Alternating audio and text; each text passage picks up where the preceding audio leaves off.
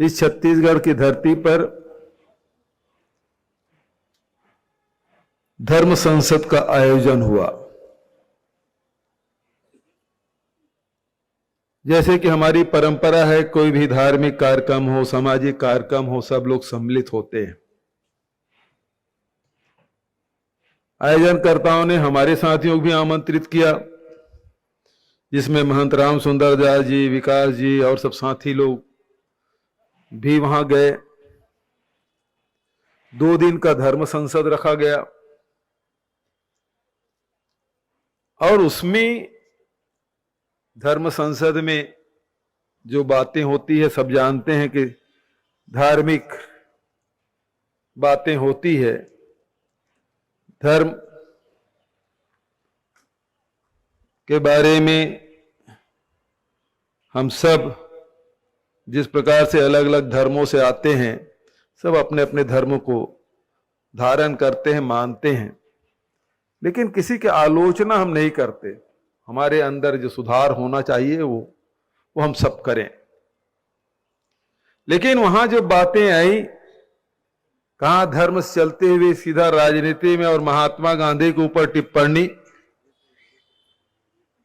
और उसमें जिस भाषा का प्रयोग किया गया वो भाषा कोई सामान्य व्यक्ति नहीं कर सकता। उस भाषा का प्रयोग वहां हुआ और वहां पुरजोर विरोध महंत राम सुंदर दास जी ने किया। अब वो काली चरण है कि गाली चरण है, उसे गाली देने के लिए भेजा गया था, क्या है उसके पीछे क्या उद्देश्य है, हम लोगों को नहीं पता। इसके पहले कभी छत्तीसगढ़ आए हो, छत्तीसगढ़ के लोगों से कभी उनका संपर्क रहा है, कोई नहीं जानता।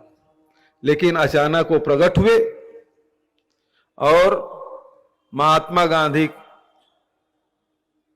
के खिलाफ अनलगढ़ बातें और हत्यारे गोडसे की प्रशंसा करने लगे। आज महात्मा गांधी के बारे में किसी को बताने की जरूरत नहीं है, लेकिन जिस समय महात्मा गांधी जीवित थे, उस समय के महापुरुषों ने उनके बारे में क्या कहा, वो महत्वपूर्ण है। 1934-35 में जब वो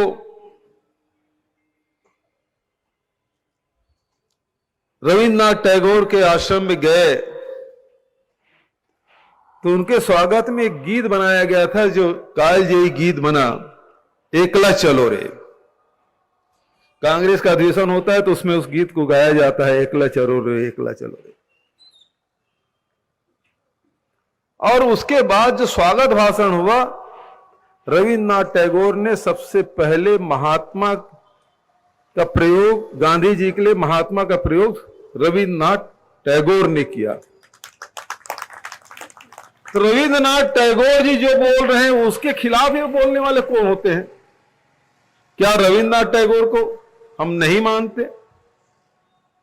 क्या रविन्द्रनाथ टैगोर से बड़ा एक गालीचरण हो गया है? या तथाकथित जो आजकल भाजपा और आरएसएस के जो एजेंट बने हैं, वो उससे बड़े हो गए हैं, जिन्होंने महात्मा की उपाधि दी? दूसरी बात मैं कहना चाहता हूं,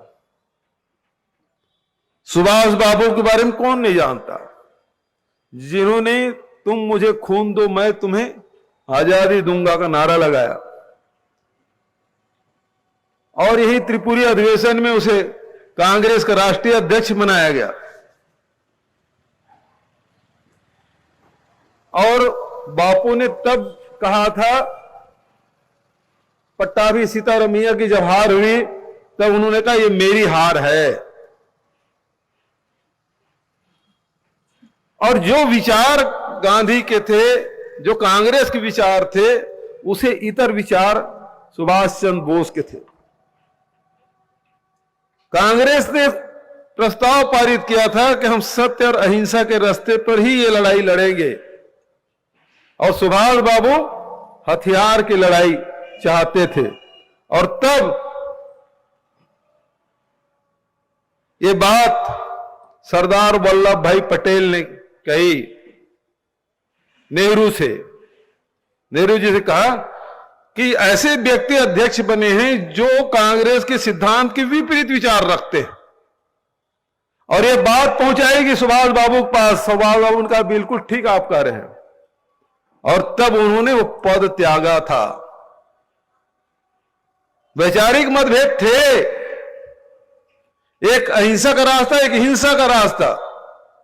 सुभाष बाबू जर्मन गए, जापान गए, वहां जाके सेना इकट्ठा की और उसके बाद आक्रमण की, वो लंबी कहानी है, उसमें मैं नहीं जाऊंगा।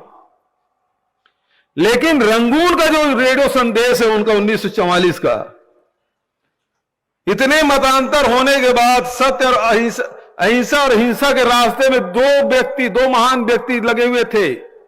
हिंसा का प्रतिनिधित्व, आक्रमण युद्ध का प्रतिनिधित्व सुभाष बाबू कर रहे थे, और अहिंसा का प्रतिनिधित्व महात्मा गांधी और कांग्रेस पार्टी कर रही थी। रंगून के रेडियो संदेश में 1944, मैं समझता हूं शायद 1944 ही हुआ, सुभाष बाबू ने उस रेडियो संदेश में father of nation Mahatma Gandhi का राष्ट्रपिता यदि किसी ने कहा तो सुभाष चंद्र बोस ने कहा है। और उसको एक टूटपुंजिए लोग कहते हैं कि हम फादर ऑफ नेशन मानने से इंकार कर रहे हैं। तो होता कौन है तू? सुभाष बाबू भी बड़े हो गए तुम। वैचारिक मतभेद होते हुए भी जो बातें सुभाष बाबू ने कही, वो भी रंगून रेडियो से, उस बात को आप झुठलाना चाहते हैं। इसका मतलब आप सुभाष बाबू को आप सहमत नहीं है। और देश के महान विभूतियों के 2 उदाहरण मैंने दिए आपको। तीसरा उदाहरण मैं देना चाहता हूं, जो पूरी दुनिया में महान वैज्ञानिक आइंस्टीन के नाम से जाना जाता है। आइंस्टीन ने क्या कहा? वो भी समकालीन थे, और उन्होंने कहा भविष्य की पीढ़ियां इस बात पर विश्वास करने में मुश्किल होगी, भविष्य के पीढ़ियों को इस बात पर विश्वास करने में मुश्किल होगी कि हाड़ मांस से बना व्यक्ति कोई इस धरती पर आया था। यह आइंस्टीन ने कहा। उसको झुठलाने की कोशिश ये कुछ लोग हैं जो समाज में घृणा से भर देना चाहते हैं, नफरत की फसल उगाना चाहते हैं। ऐसे लोगों से सावधान रहने की जरूरत है। ऐसे लोग समाज के लिए कोड़ हैं। ये समाज को गलत दिशा में ले जाने वाले लोग हैं। आज देश में या विश्व में वैश्विक महामारी फैला हुआ है। लोगों के जीवन पूरी तरह से प्रभावित हुआ है। हमारी अर्थव्यवस्था चौपट हो गई है। हमारे शिक्षा व्यवस्था प्रभावित हुए हैं। बच्चों की पढ़ाई नहीं हो पा रही है। लोगों को रोजगार छीन गए हैं।